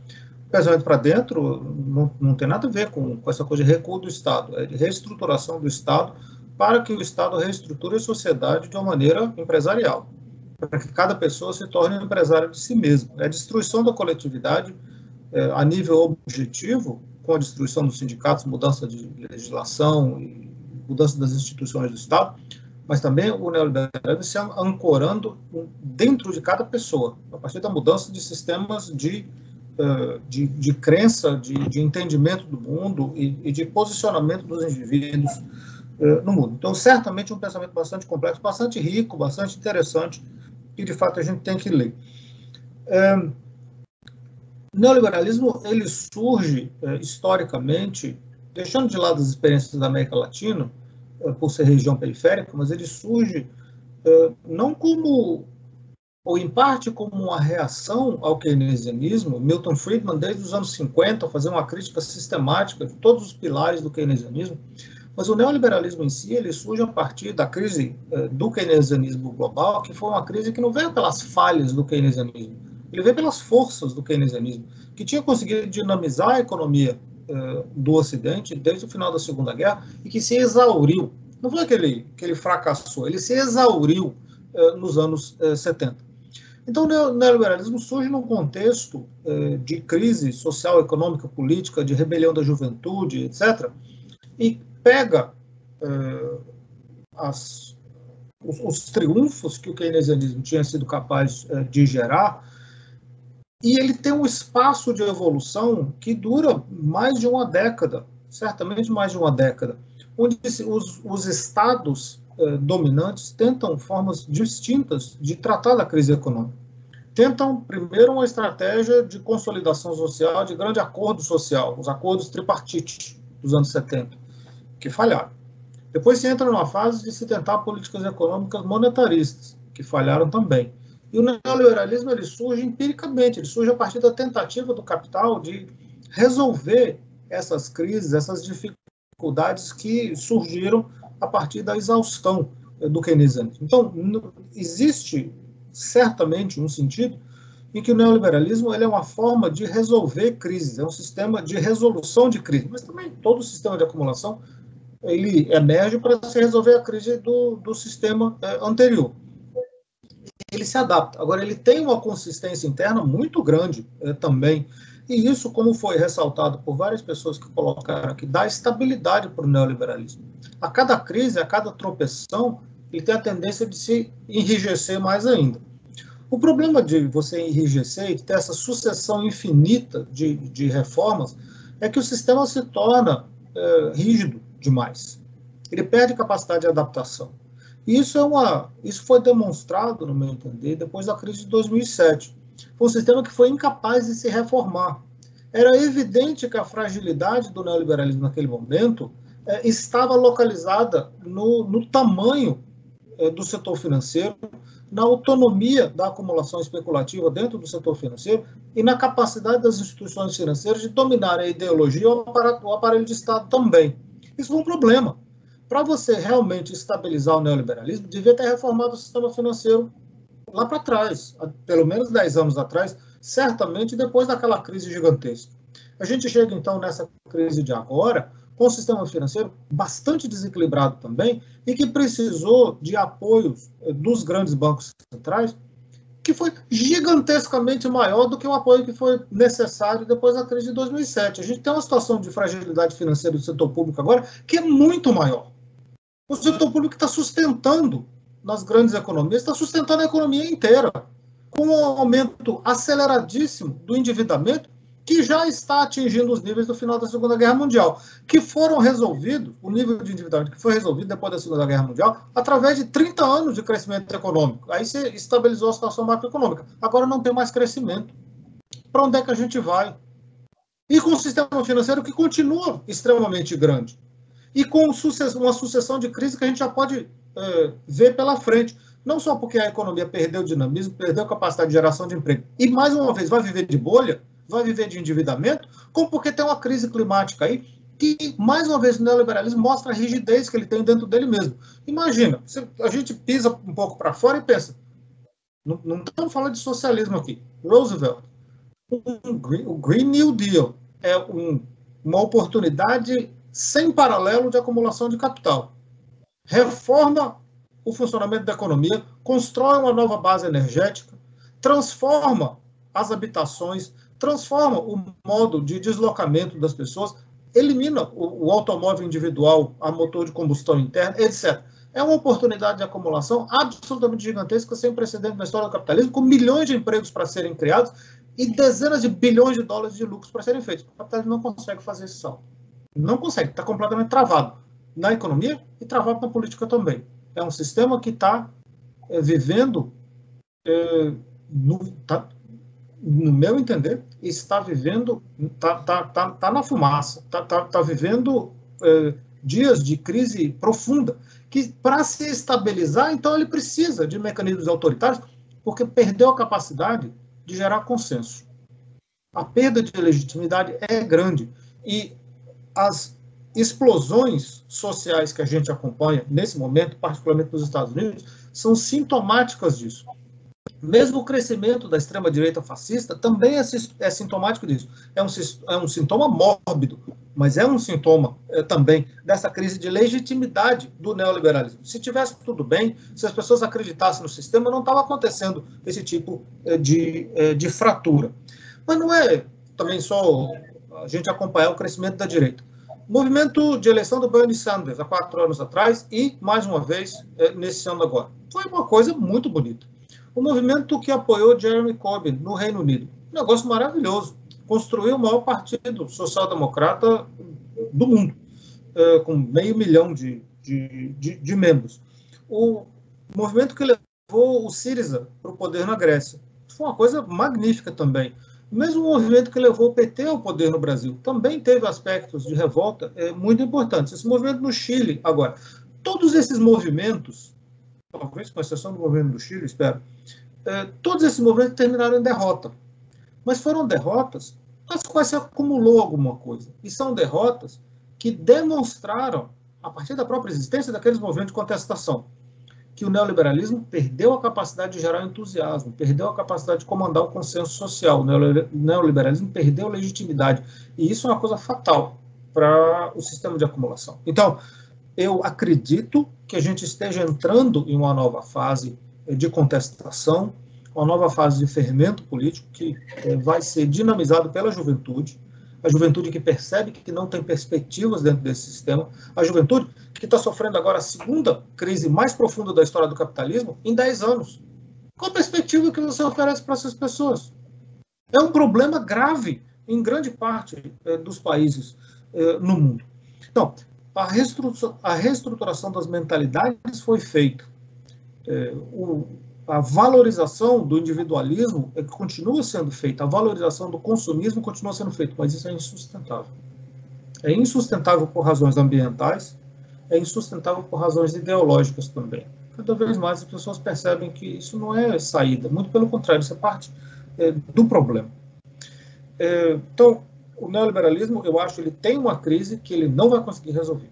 Alguma outra coisa vai surgir. Se ele tiver flexibilidade suficiente, ele se reinventa, o capitalismo se reinventa e parte para outra etapa, com mais energia, mais entusiasmo, com decisão, com investimento, com infraestrutura, com novos mecanismos de financiamento, expropriando o sistema financeiro, desmontando essas armadilhas de capital fictício que estão montadas por aí, integrando novamente as pessoas na sociedade, criando emprego, etc.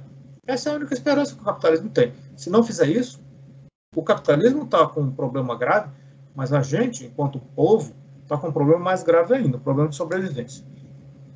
Ok, acumulação via bolhas, com certeza. A tendência decrescente da taxa de lucro, sim, enquanto tendência bastante abstrata, na minha interpretação. Uma tendência que se manifesta de maneira muito mediada e com contratendências importantes também. Neoliberalismo enquanto sistema de expropriação. Sim, eu concordo com isso. Expropriação da natureza, expropriação dos países do Sul, expropriação dos trabalhadores, expropriação das famílias. É um sistema predatório de uma maneira crônica, que não consegue resolver essa limitação que ele tem. Então, um sistema de grande complexidade que conseguiu reestruturar as mentalidades, mas que perde legitimidade, perde capacidade de dinamismo cada vez mais. Consegue se adaptar? Consegue, mas eu acho que está chegando no limite do tipo de adaptação que ele consegue. Quando você elege Donald Trump para ser o dirigente do país capitalista líder, você está com um problema. Um sistema político que gera esse tipo de distorção é um sistema político em crise, e que está dentro de uma economia, uma crise profunda. E mesmo, claro, eleger Biden não vai resolver esse problema de forma alguma. O dano é bastante profundo. E como é que se rompe? Se rompe com o movimento coletivo. Se rompe com o movimento social, que não vai surgir a partir, eu acho, das teorias dos cientistas sociais. Não vai surgir a partir de conferências, de seminários, não vai surgir a partir dos partidos políticos grande maioria em existência, não vai surgir a partir de fusão de partido político, vai surgir da prática política, vai surgir da massa na rua. É daí que vai surgir, é da experiência da vitória. Não é uma questão de discurso. A gente discute o tempo todo enquanto cientista social, mas a gente está sempre a reboque. E vai estar a reboque da interpretação de fenômenos sociais, de progressos que vão ser conseguidos na rua. É na luta lá fora mesmo.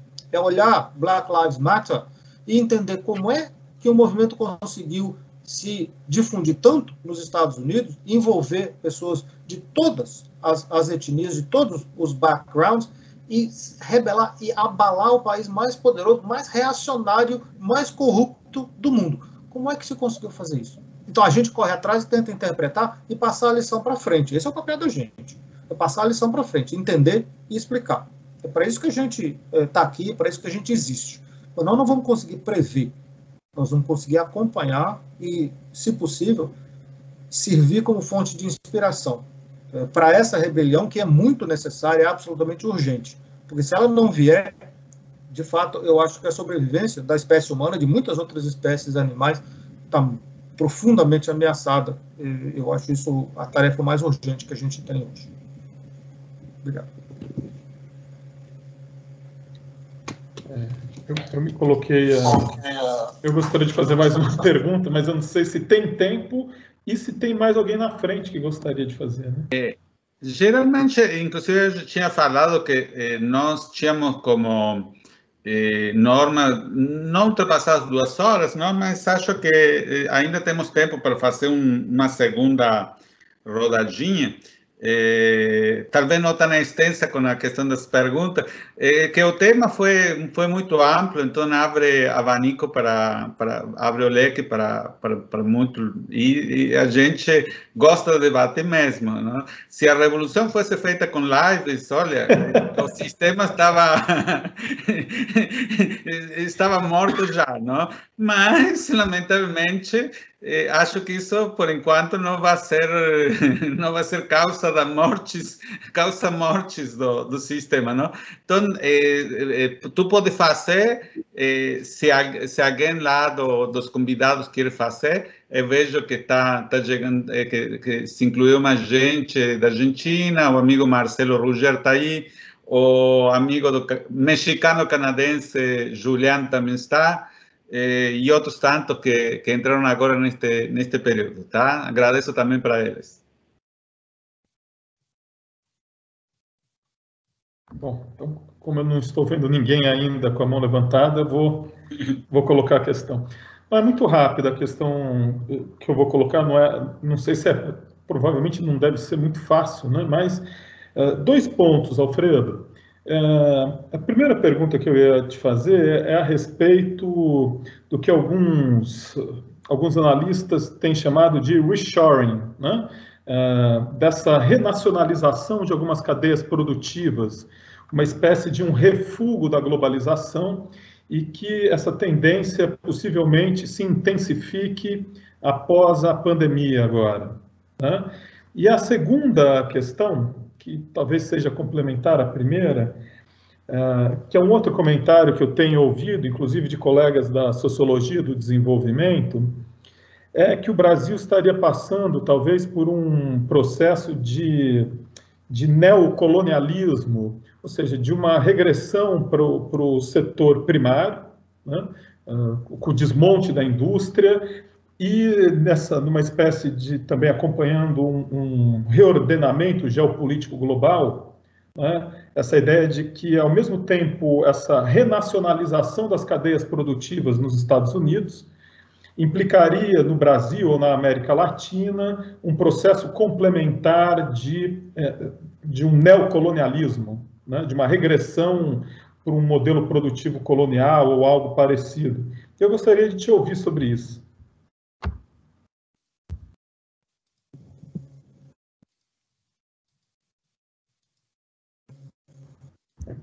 Mais alguém teria alguma questão?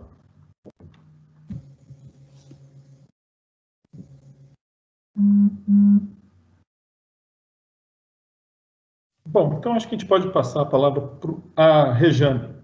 Por favor, Rejane. Então, já que ninguém se inscreveu, eu vou aproveitar o tempo, né? Vou pegar duas questões que ficaram de fora da minha primeira vez que eu falei. A primeira tem a ver com... queria que você comentasse melhor como que essa superprodução ela é devido à financiarização. Porque a financiarização, o predomínio do capital portador, seja do capital portador de juros, seja do capital fictício, seja como a Virginia Fontes gosta mais de falar, né, de pura propriedade, né, de concentração e centralização do capital numa pura propriedade que extrai valor da onde quer que seja, né, e na verdade, ao contrário do que dizem alguns, a gente está numa sociedade de proletarização cada vez maior, né, ao contrário de fim do trabalho, apesar da tecnologia, mecanização do trabalho ter avançado, mas por que essa superprodução ela é devido à financiarização? Porque o capitalismo antes sofreu de crises de superprodução, ainda que o grau do capital portador de juros não fosse tão desenvolvido. E a segunda é sobre o padrão de acumulação neoliberal ser insustentável, se não é na mesma medida que o capitalismo é insustentável, né? Nesse sentido, não tem como ter o capitalismo sustentável. Mas por que, enfim, se teria algum padrão de acumulação que seja sustentável dentro do capitalismo? É isso que me inquieta. É isso. Termino por aqui. Rafael, por favor. Não, obrigado. Eu já fiz aquela pergunta mais geral. Eu só queria agradecer novamente ao evento e pelas palavras. Talvez perguntasse ao Alfredo se essas ideias vão sair em algum artigo, algum livro.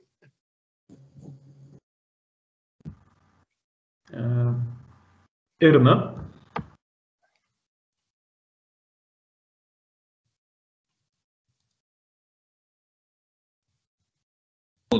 Tá.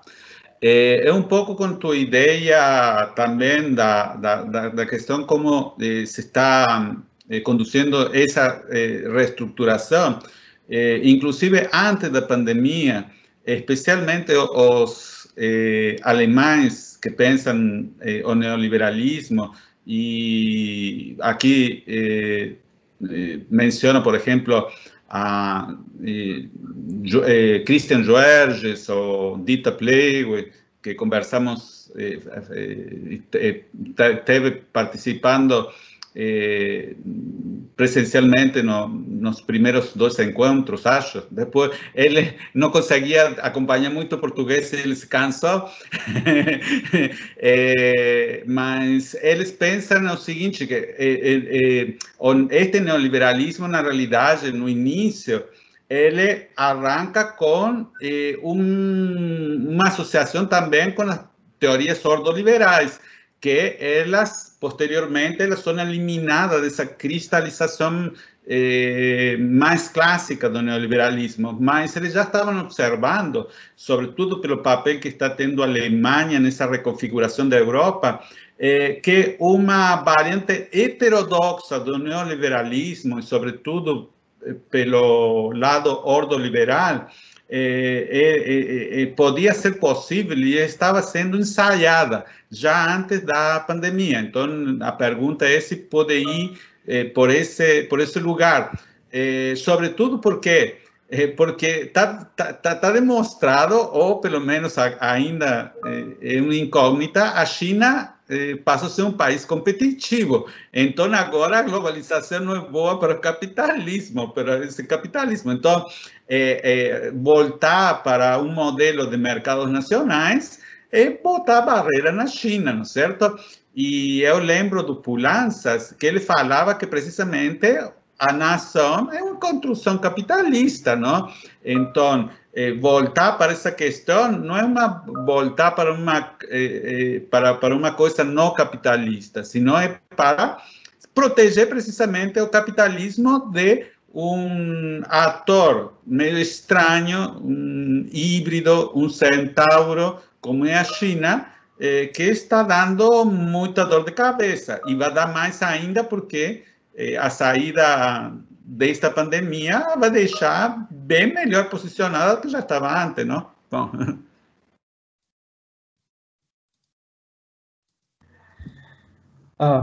Passamos a palavra para o Alfredo, então.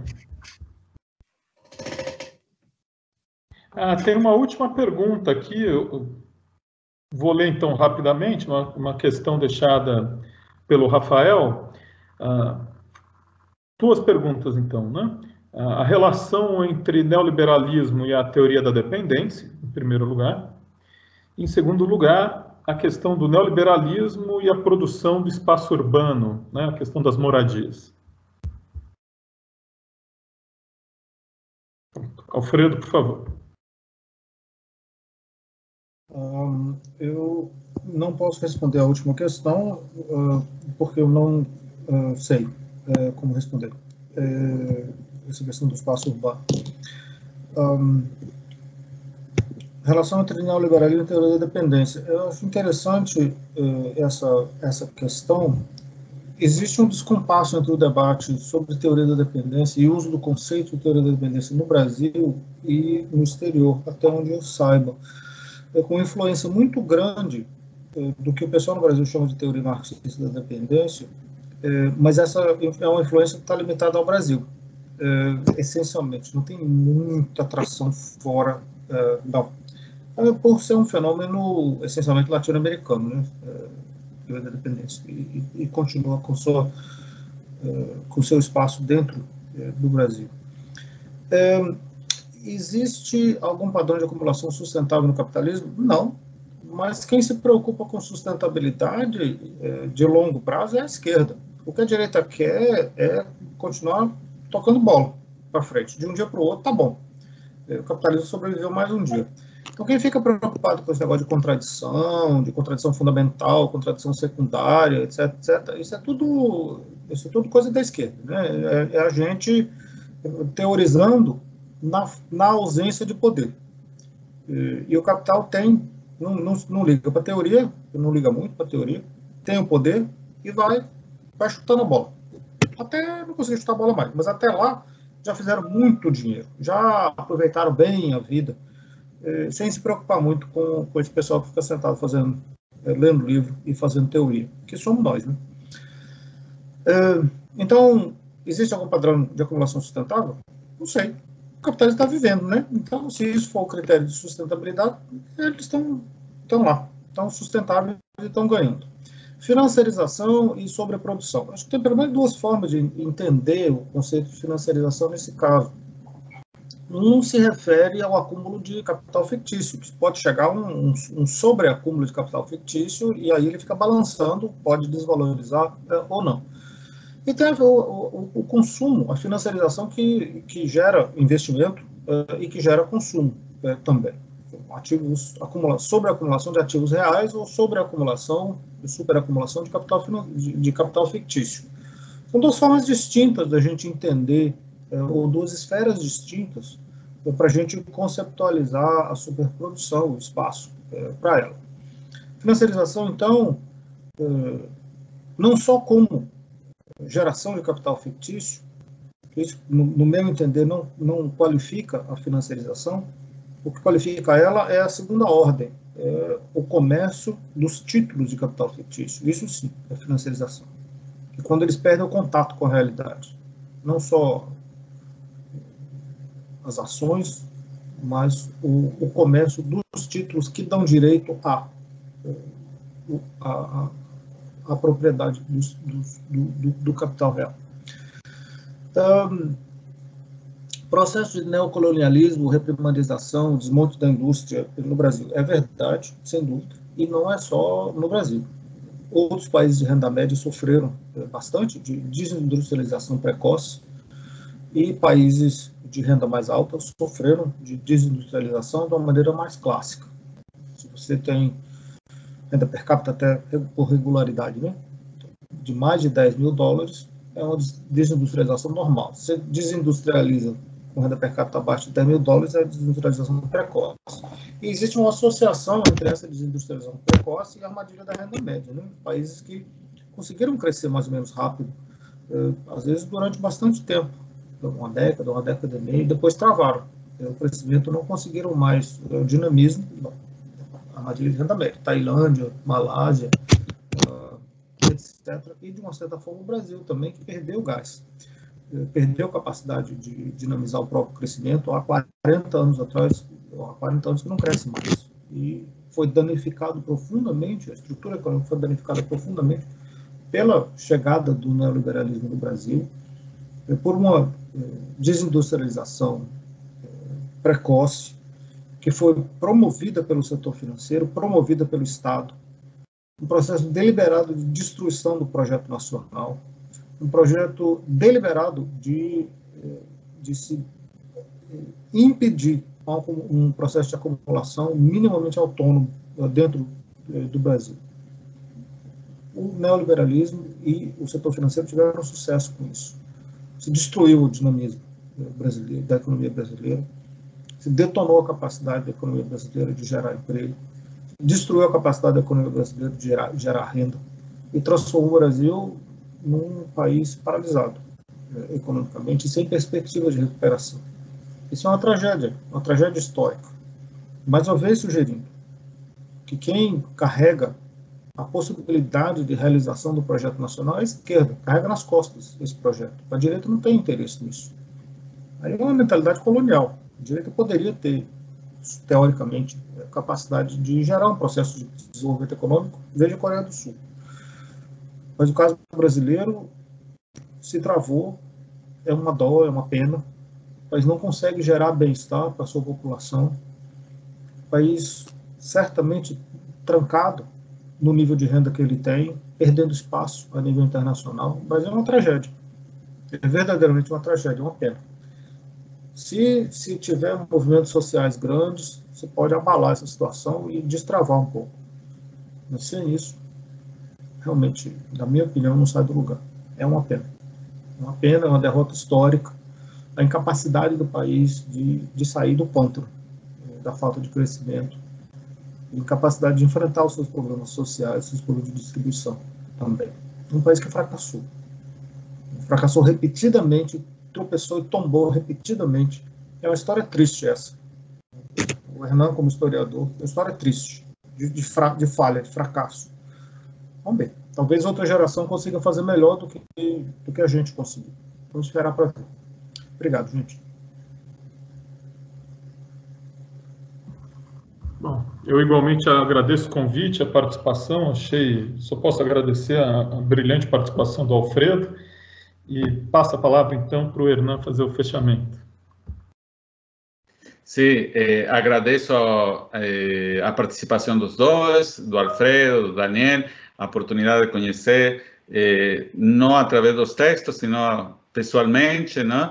E, bom, esperemos que estas parcerias que a gente vai construindo no caminho, com Daniel já estamos pensando em outra, tenhamos que isso prospere, não? Porque uma das coisas que me fixei faz tempo, e acho que compartilhamos um pouco com Alfredo, é que a gente não é tecnocrata do conhecimento, a gente é um intelectual do passado, um dinossauro, poderemos chamar assim, não? Inclusive aqui tem um filhotinho de dinossauro que vão ter também esse destino, não? Então, debater todas essas questões, todos esses problemas, tudo, é a forma que nós temos de contribuir precisamente para fazer de nossos países, de nossos povos, desta humanidade, um projeto um pouco melhor, não? Então, eu agradeço imensamente, convido também para continuar participando do webinar no próximo dia 22, vamos a ter a presença de Nilton Ota, falando sobre neoliberalismo e subjetividade, com a mediação de Angélica Montes, colombiana da França, que mora na França já faz bastante tempo, e que vai ser um prazer manter esse contato, recebê-los novamente e continuar nesta senda que, pelo visto, ela é longa, um tanto penosa, mas que requer de todos nós estar firme e cada vez mais afiados na nossa argumentação. Porque uma das coisas que a esquerda perdeu e faz tempo, acho, que foi precisamente essa capacidade de contra-argumentar e encontrar os canais para fazer sua argumentação para um público mais extenso do que normalmente o tem feito, né? Então, agradeço, inclusive, a participação aqui dos convidados, alguns agradeci, desculpem se não agradeci a todos, mas é um prazer sempre, a cada 2 semanas, receber a todos vocês, tá? Obrigado.